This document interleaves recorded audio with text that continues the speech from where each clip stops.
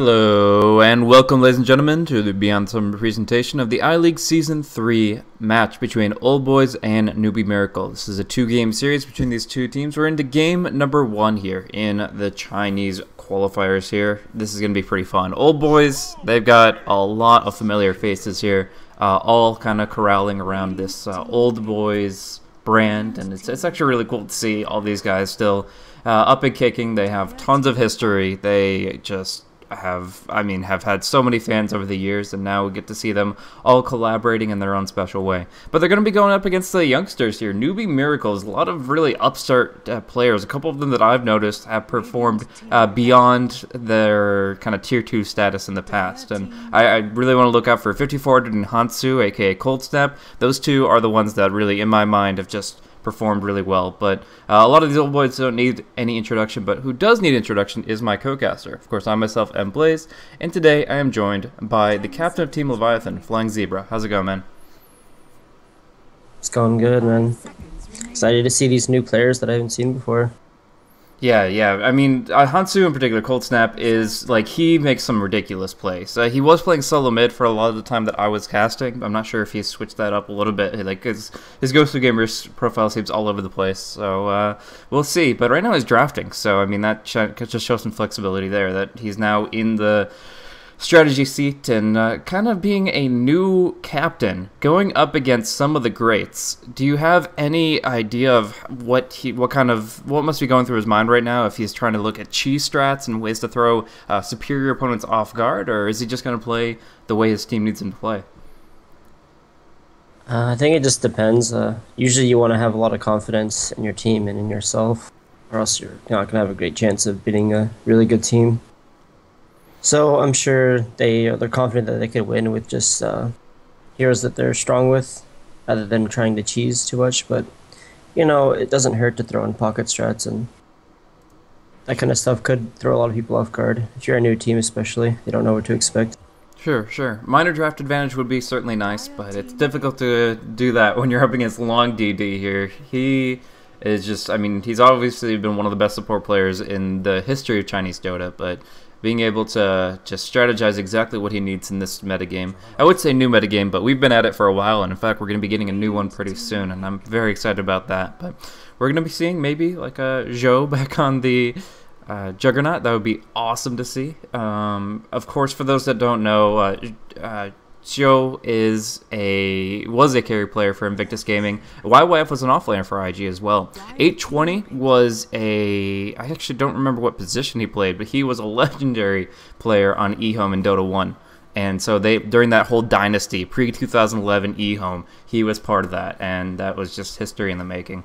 But it's been a while, and a lot of time has passed, so we'll see if if you can teach an old dog new tricks, and if these old dogs are still kicking. But right now, already getting a very dynamic draft here. I mean, Earthshaker, Rubik, pretty good defensive supports, so Juggernaut and Storm Spirit are going to be very involved on the map. Juggernaut, once he gets his lifesteal, he's probably going to be rotating to the jungle. At that point, who do you prioritize in farm, the Earthshaker or the Rubik? I would say the Rubik most likely, just because the Earthshaker probably has... Well, they both have really good roaming potential, so I feel like if one of them is going to take the lane, the other one's going to be roaming. It's just a matter of who's going to be more effective. I feel like it'd probably be the Earthshaker, just because the range he has is a lot stronger. But who knows what they think is stronger.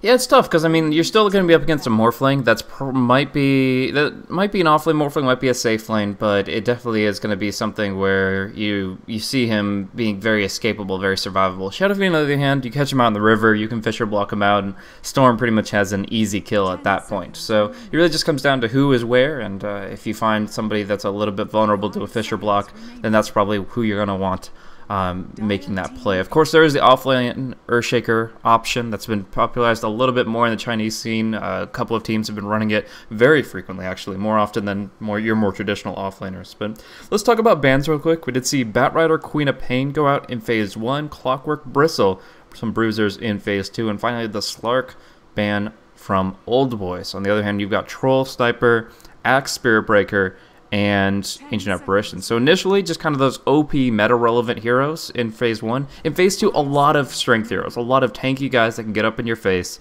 and then kind of whatever for the Phase 3. Just kind of goes down to the rolls. What do you think about that? I like the clock bin a lot, and the breaker bin's pretty interesting. I've been seeing it more and more in China now as it's being shown in Europe a lot. I think their people are catching on in China. And the AA, of course, is just like, I don't want my Morphling to be screwed over. Yeah, So definitely. it's clearly going to be like a core Morphling or a carry. Yeah.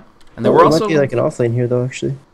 Yeah, it actually looks like that might be the case. Because Templar Assassin is going to be picked up. SF and Templar Assassin do tremendous physical damage with the Meld Strike, with the presence of the Dark Lord. You're going to be seeing armor shattering, and you're going to be seeing some big right clicks coming out, even with just a handful of items. But the combo I'm really looking forward to see is when the Morphling Adaptive Strike is maxed out, and you get the Skywrath Mage. 5400 drops the Mystic Flare on top of that Adaptive Strike.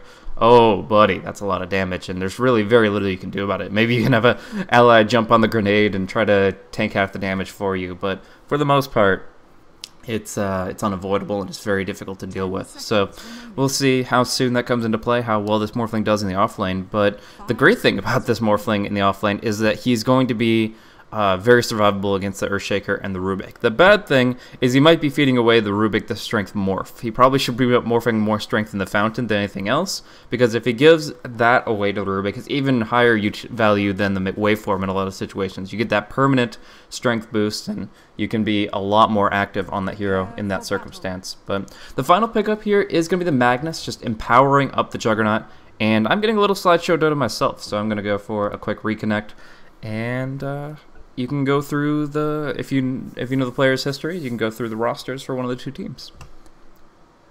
Okay, I'll talk about old boys. I actually recognize most of these names. Long DD's playing on Rubik. 820, which you talked about from the old eHome on the Earthshaker. Then there's Zhou on the Juggernaut.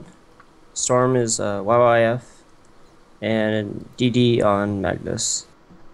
Looks like there might be an engagement here.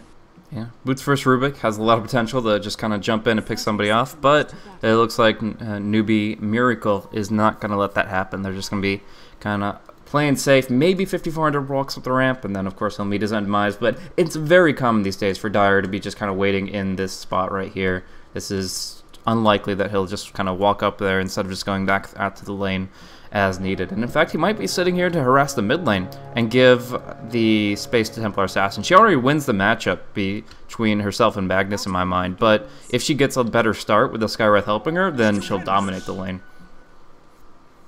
Yeah, but it looks like it's going to be a Storm mid, and maybe even aggro try by old boys. Interesting. So they're switching up the roles a little bit, seeing DD on Magnus, seeing YYF on Storm. It's obviously, they played a lot of Dota since their time retiring from their previous team, so you can't expect them to play that whole same exact role set. But yeah, Stormstreet is going to be under heavy pressure here. Has just 2 tangos, so probably going to have to bring him some more. In fact, he got the bounty rune, and he didn't bring himself extra tangos, which is very common these days. It makes sense for 8GK because he's got the bottle already. He had enough money saved up to be able to tip him over to that 700. But for the Storm, what is he holding on for? He's got the salve coming out now, but it just seems like a little belated. Yeah, I guess he just really didn't see this coming, so he's getting punished for it quite a bit. That's alright though, because up top we're going to have a Morphling versus Magnus matchup, and it's actually pretty good for the Morphling in this situation because, or sorry, for the Magnus in this situation, because essentially your Morphling is so survivable he can deal with 1v3 no problem at all. He can just say, okay, well this lane is not going to go my way, I can play purely defensive, use waveform, morph, that kind of stuff to survive under tower and be unkillable. But actually looking for a kill, it might be the first blood, it is actually going to be the kill here. So despite running a pretty heavy set of strength here, 21 base to 27 agi base, we're still seeing the Morphling actually dish out some good damage, and that's with the help of the Skywrath ganking at level 2. Yeah, the early points in waveform have pretty high damage output. just a lot of value in those few points. Fisher is going to come out here onto Hansu. He's going to be pulled back into it, right into the spin. Now, Zhou does not have that much armor, but he's not going to be taking any tower shots here, and that's just going to be a clean kill on the Lion. So, unfortunately, it's not the first blood, but it is still a kill in their aggressive stance. So, it's kind of an aggro duel, is I think what it's going to break down to, unless the Skywrath is just kind of playing based on what lane needs his help the most. And then, of course, you've got this aggro try down bottom, pressuring Shadow Fiend. But the one thing is, although Shadow Fiend is not going to be able to snowball this game, because he has the help of the Meld Strike to boost his damage up, I feel like this is an okay game for Shadow Fiend just to play Rebound and just say, okay, well, I can flash farm once I get my space. I just have to kind of be patient about it. Right, and something I think is really interesting going on here is that I think there was like a regen rune on the Skywrath or something. Mm-hmm. I think he took TA's bottle. Yeah. Yeah, he's been able to like unload mana on the Storm constantly. Mm-hmm. And the end result is that YYF finally gets his bottle here, but not going to be getting any runes anytime soon. 5400 is looking to cover that up pretty heavily. And yeah, the courier is also making an interesting movement. It's the longest bottle crow route you've ever seen in your life, but they want to protect this courier until the 3-minute mark when he can be flying. Yeah, and there's so much pressure on the bot lane here by old boys. The line has actually been delegated to just jungling a medium camp, just right-clicking it and kiting it. So, obviously you're getting free farm on your Juggernaut, and the Shadow Fiend is pretty well shut down. But do you feel like this is going to allow them to continue to keep pressure up against Newbee Miracle, or do you think you're losing too much in the other two lanes? I feel like, okay, the mid lane you're getting shut down quite a bit because of the Skywrath, so that's like something Newbee is doing right. But in the off lane they got a kill obviously, but the Mag is still like insanely ahead in CS after that kill. So I think in that sense, the top lane, yes, and the mid lane are both getting shut down quite a bit. Yeah, because people have been looking for the counter to this offlane Morphling, the strength Morphling, and for the most part, it's really just been going aggro try. If you let that be a 1v1, the Morph is automatically expected to get a lot more out of that lane. It's also a comment I make frequently of that Earthshaker offlane. It's very survivable, pulls back the lane constantly, but if you just turn into a 1v1, they're not really that great of heroes. We're going to see a skewer back before the silence comes out, so DD will be fine, and Rubik's TP will be cancelled. He'll stay down bottom to harass the SF. I mean, right now they could even go for a pull into the spin. They have the phase boots on the Juggernaut, so they're going to look for that here, and it's going to do quite a bit of damage, but with the trees and the creeps, it's actually pathing away, and it's still going to be him sitting at 200 plus HP. So it's just Joe kind of doing some good, efficient harassment, but not finding a kill. Yeah, just a slight pathing misclick and cost them a kill. I think that would have been a pretty close one. I think they would have got a kill though. So this is interesting. Morphling actually is not picking up Adaptive Strike yet. Usually you see like a 1-4-1 build for this offline Morphling. This one, not really at all. I mean, he's still got quite a bit of strength, but it seems like he just wants to transition from what his initial game plan was, which was the offlane strength Morphling that just gets boots and survives, and he wants to turn it into an actual core. Do you think that's the better response to this 1v1? I kind of like this choice. It gives them more lane presence, and it means when the Sky roams, they can actually get kills a lot easier, especially with the ancient seal buff to the damage away for him. I mean, he's going to get a lot of levels, so he can kind of delay going for that adaptive. Oh, Storm Spirit gets silenced out, feels safe with his level 6, and he actually is. He's going to be able to get out right before the last hit lands. That haste rune makes the TA quick, but her attacks are still a little slow with these phase boots, and she's not able to get that last hit in.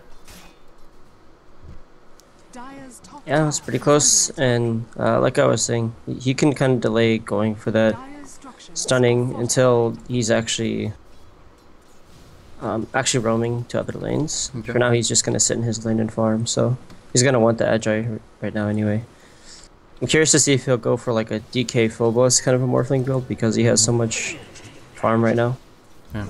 It just seems like, although one thing I really like about Morphling is how adaptive he is, how flexible this hero can be, and how he changes his priorities based on how he's doing in the game. I mean, he could be strength-oriented when his farm is low, and agi-oriented when his farm is high, and still get the most impact out of this hero. But the thing I'm seeing here is he's committing more points to strength to his morph, and this gives him 2 more passive stats of agi and strength. But the big thing, obviously, is much more importantly, is the shift rate. So he feels like he's going to be in the middle of the fight, changing between Agi and Strength very frequently. Actually, nice skewer, ×2. Now DD's kind of all by himself, but Storm is jumping in quickly. So getting the damage on 5400, that's a kill. But Morphling has the waveform, and it's almost going to kill off DD. Magic Stick keeps him alive. One more hit is not going to come. And that's actually going to be Morphling using that Strength Morph efficiently. Yeah, I feel like he could have got that kill if he just went for the waveform during the seal, but he wasn't sure what would happen, obviously. He's trying to be patient with it. Yeah. So unfortunately, some missed damage that cost him a kill, but... Yeah, but in my mind, like, those 2 points in Adaptive Strike, I mean, a level 2 Adaptive Strike in that situation could have actually gotten them something in return. Don't you think that would be a little bit better against the Storm? Oh, but down bottom, we do see this Shadow Fiend going down first, but nice Omni Slash coming out. So far, a 2-for-1 in favor of Old Boys, taking down both the Sky Wrath, and he's actually going to look to go on Hansu. A little bit more damage, and he certainly would have gone for the dive. But, yeah, back up top, do you think that could have been changed a little bit with 2 points in Adaptive Strike? 2 points isn't too much right now. Yeah. It probably wouldn't save his support. Maybe he secures a kill, but I think just going for the waveform earlier would have been easier route. But I think he just likes this build because he wants to farmer. All right. Well, just the trade-off.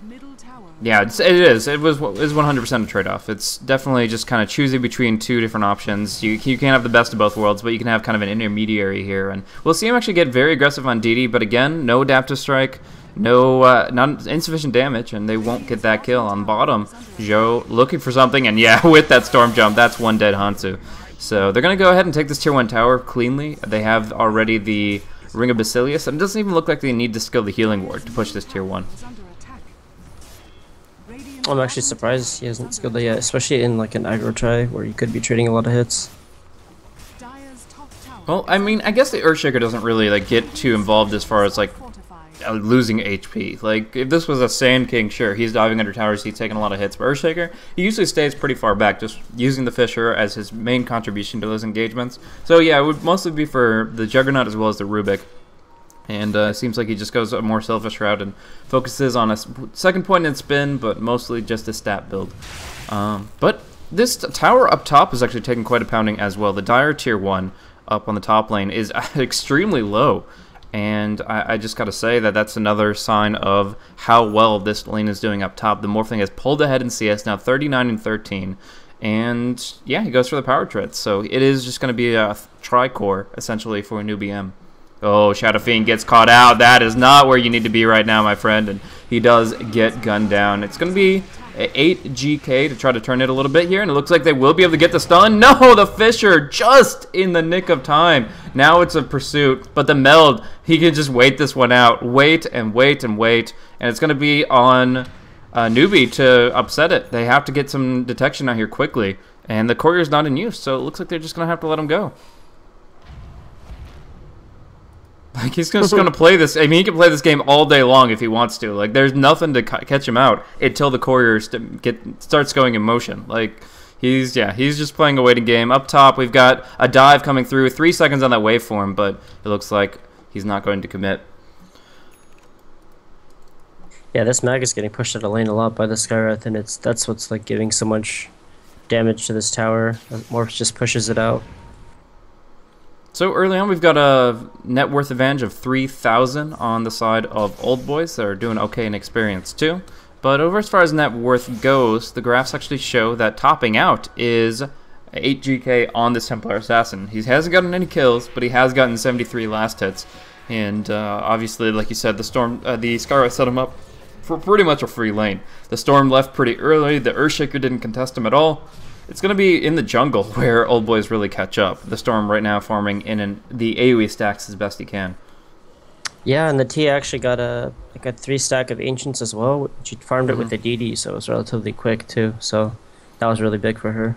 Yeah, didn't actually catch that. That's huge. That is a huge boost in her momentum, and it shows why the last hits can be a little deceptive with all the value you can get out of that. We're going to see a smoke movement here. Can they actually go for Roche at this point in time? We've seen it before, but it's so dangerous. There's so much that can go wrong in this situation. It seems just more reliable to go for the kill. They have Vision of Zhou, and it looks like that's who they're going to go on. Can they get the Silence or the Hex to open?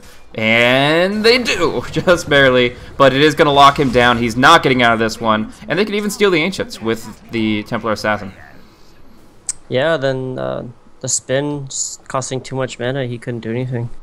Did he have a chance to spin, even if he had the mana? If he had mana, yes, but okay. He just did not. Gotcha. So, there we go. We see the Bounty Rune picked up by Shadow Fiend. Both of them really wanted it, but SF is the one who ends up taking it. And he's going to be going for that mech build. Pretty standard in China to see the SF mech. Sometimes you see the Yules occasionally, but it's slightly less common. So from that point on, I guess you have like your kind of 5-man item. You can go start taking towers together, or maybe 4-man with one person farming the side lane. But when do old boys start coming online? I see this Magnus is so far from Blink. The Juggernaut, he's looking for Roche, but it's under the TA trap. Yeah, we'll see if Newbee come to contest this. They don't have too strong a team fight in a Roche pit. No Requiem yet. Yeah, but the Morphling's TPing down. He has at least one waveform to commit to this, a second if he uses Magic Stick. So they really do want to go, but it's dropping so fast because Rubik stole Meld. It's level 3 Meld, does a lot of negative armor, but here comes the TA. HGK starting things off here, but a nice Fisher, and the RP, locking them all in to the Echo Slam. Beautiful damage coming out of the old boys, and they not only take the Roshan, they take 3 lives with them, and steal waveform to pursue. Long DD. Oh man, he's looking for something, won't find anything, but that was a hell of a fight from the old boys. That RP out of nowhere, just skewering them in to the pit, and that's all she wrote for that one. Did he have an invis or something? Yes, he had an invis ring bottled. Okay, and like, it's insane. He just walked up to them and RP'd them all. Exactly. But the invis rune is what he had bottled prior, and that's what he used to get into it. So now we see actually Morphling jumping in. Magnus looks like he'll be locked down. They'll get a little bit of vengeance for that dastardly deed he did in the pit, but it's still going to be Storm walking away with an Aegis and them walking away with their heads held high. They're looking really strong at this point in the game with the fact that they have that life insurance on Storm. He'll kind of mana up, and then they can commit to pretty much any fight with his 2 lives. Hey, it's the double null tally Storm. This is what I do when I'm struggling on Storm. Well, there you go. The struggle has been quite real for him throughout the laning phase, and it makes sense for him to go for it. But I guess he'll, since he has the Aegis for the next 5 minutes, perhaps he'll have to sell one of those to go to his next item. Or yeah, there it is. The Oblivion Staff upgrade comes through. Yeah, it's just something that gives you a little bit extra value early on if you want to be aggressive still, but you're like a little bit behind. So Rubik TP's up top, then they immediately deny the tower, and they go for a smoke. And there's 4 people up top. Rubik might just walk right into one, and yeah, he is going to get hexed. Oh, man. That's not generally how the smoke deceit's supposed to work, but here, Long DD, he goes down, and in the meantime, there's going to be the pressure on mid. That's where they really wanted to start making their movement, and the one unfortunate thing is Rubik will be late to the party, not only dying, but I think his TP will still be on cooldown for another 10 seconds after respawn. They still take the 2-1 tower cleanly, though. You see a Magnus is smoked behind them. No blink yet. Getting close. Yep. He was smoked with the Rubik up top when they tried to make some kind of play out of the Rubik's TP after the tower deny, but it just kind of is dust to the wind. It doesn't really matter too much. Now we see a Midas pick up on the Morphling here, and this is actually something that I really thought about for the potential for offlane Morphling to benefit from. Like if he's just going for Soul Ring Trinkle Boots, any other gold after that is just kind of luxury. He only needs those 2 core items to perform. So I was thinking, okay, well, then you just go for a Midas and you can maybe transition back into a core hero. But in this case, he's already kind of had that mindset since like level 3 that he wants to be a core hero, and this Midas is just going to ramp up that potential without taking farm away from the other 2 cores. So TA as well as the Shadow Fiend could still flash farm as much as they want, and the Morphling could still build himself up based on the hand of Midas. Yeah, it makes a lot of sense. Like you said, he doesn't need too much to do his job early on, and there's a lot of heroes like that that don't benefit too much from the early items. They really just need like a couple items before they're effective anyway. So why not just get a Midas and speed up the fact that, or speed up that process. But we're gonna see a nice little rune snatch here. Haste rune picked up. Sonic trap. He gets he gets both. I saw the pop up there and I was confused for a second. But yeah, he gets both the trap and the detonation of the trap. and it is just going to be a walk away from the hasted TA. She goes back onto the Ancients, but now they've got 2 traps there, and they're just going to say, okay, anytime you stack that up, we're going to see it. And honestly, I don't think Rubik should look to detonate these for a while, because it's just kind of one of those extra things this game where you get these mobile wards. It's something beautiful for a support. Yeah, I think you should probably go start placing them in like all of the Radiant camps and in the Roshan pit. It's like some really nice places to have traps if you don't plan on blowing them up. Yep. And permanence is a really nice aspect of this. Unless it gets removed by Sentry, it's still less vision, but it is the permanent traps. I think it goes up to 11 for, no, it's 8 for the second rank, 11 for the third. So 8 traps to storm around on camps, Ancients, and Roche. Maybe Runes. Makes a lot of sense. We do see that Morphling, I feel like I've talked about him a lot this game, but it's just unorthodox the way he's building right now. He went for Agi in the lane. He wanted to emphasize damage so that he could compete with the Magnus in CS, because he was being destroyed in CS by the Magnus early.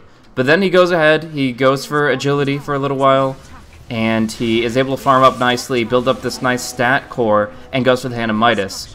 Now he's going back to 63 base strength versus 30 base agility, and he's going for Eagle Scepter. So it's a very, very interesting build and progression from him.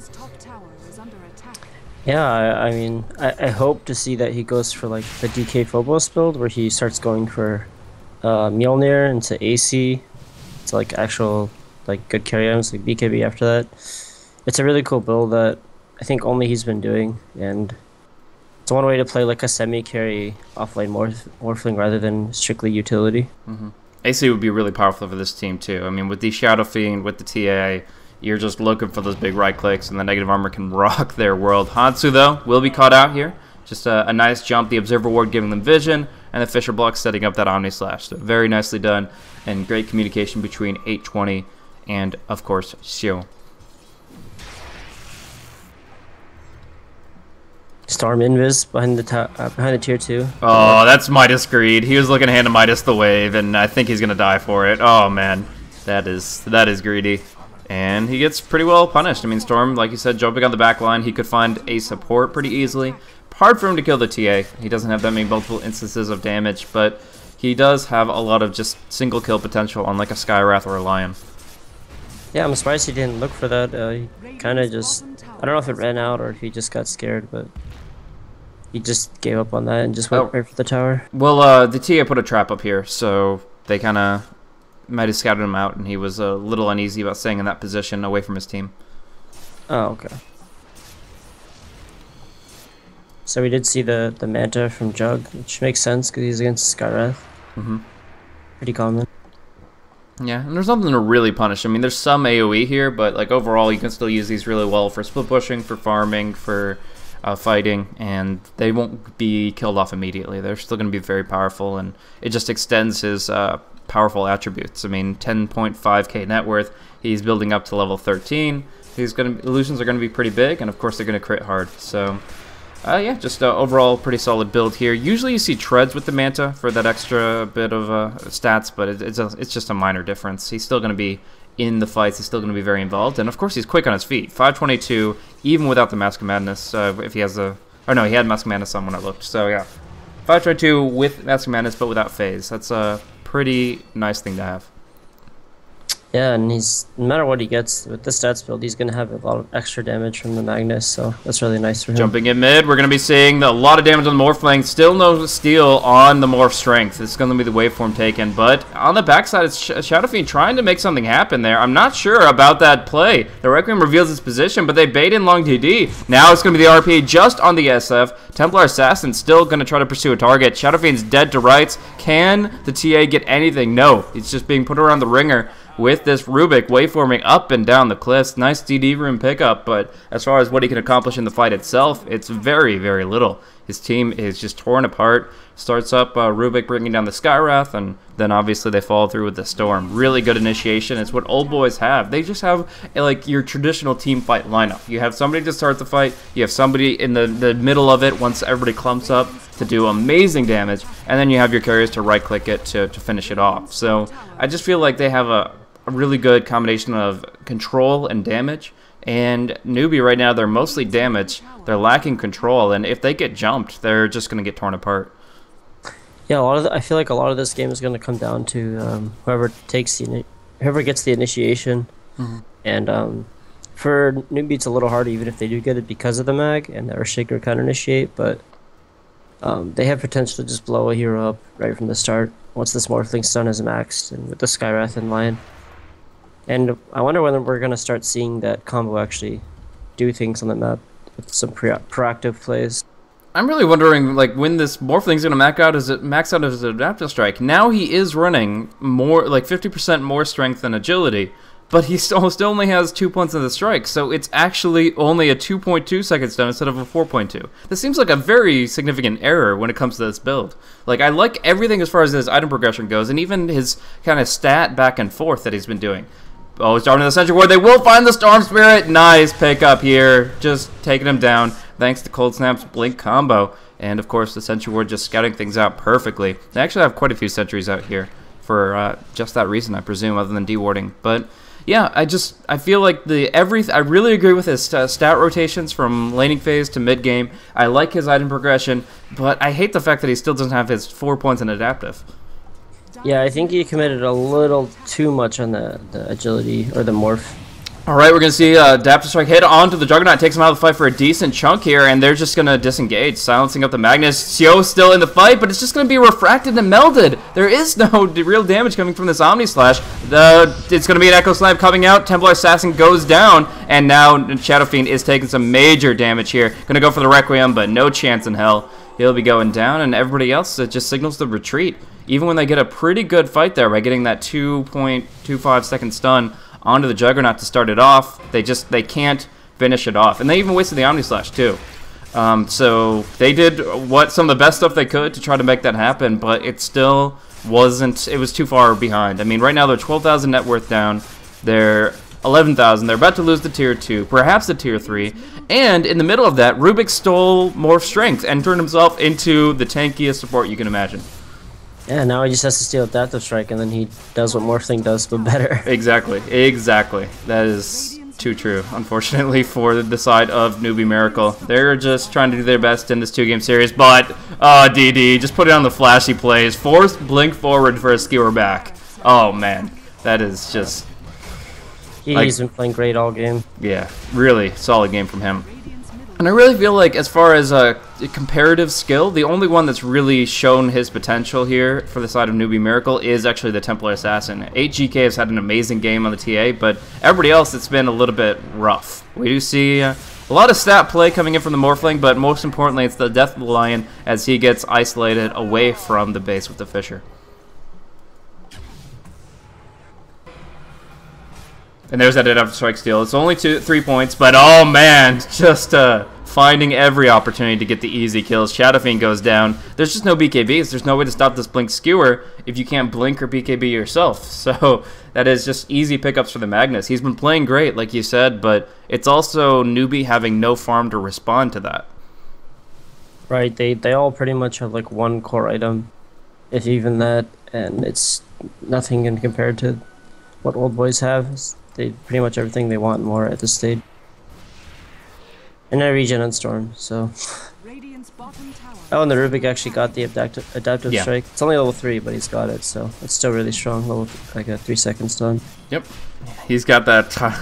He's got the max edge, the strength multiplier, so it's going to be 3.25 and an 800 cast range on a 10-second cooldown. I mean, that is just absolutely absurd, to be honest with you. You just suddenly stole Beastmaster Roar, and you get to use it every 10 seconds. It's pretty ridiculous what he can do with this spell, and of course he's got not only plenty of mana to support it, but he's got that Blink Dagger.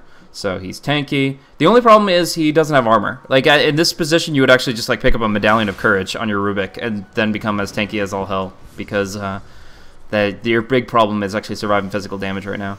Oh, the Arcane Bolt will follow through on Magnus, so they will have vision to go for the combo, and 2 ultimates exhausted, they get another kill.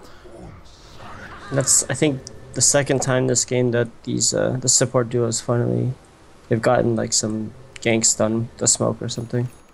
And they just waited for the Lion Blink to do that, I guess. So 15,000 net worth in favor of Old Boys. The superior team fight. The base advantage with the melee racks now down for the newbie Miracle. How do they bring this back? Is it just on like Morphling Skywrath pickoffs and try to delay the game out, make sure that your cores come online further with more items?